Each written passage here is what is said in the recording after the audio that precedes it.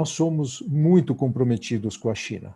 Nós tivemos na China a primeira vez em 1985 e naquela época nós fomos já com o olhar de ver se tinha alguma coisa que podia ser feito em parceria. Nós deixamos as nossas sementes na China. Hoje, na ilha de Huainan e na província de Guangzhou, muitas árvores de eucalipto que existem na China são provenientes daquelas sementes.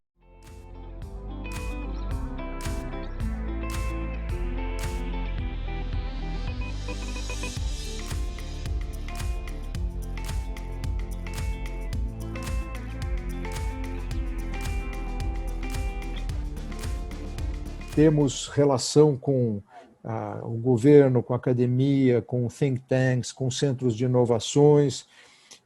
Enfim, nós temos uma presença bastante importante, estamos muito próximos dos nossos clientes e nós estamos sempre procurando se existe uma maneira de estreitar ainda mais essa relação. Nós também temos consciência que nós podemos aprender muito com a China.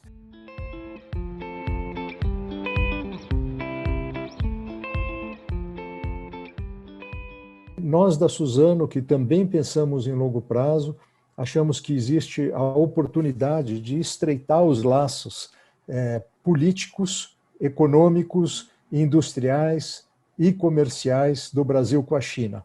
Nós queremos colaborar nesse contexto, nós vemos que podemos juntos trabalhar na busca de soluções para os grandes desafios que o século XXI nos coloca.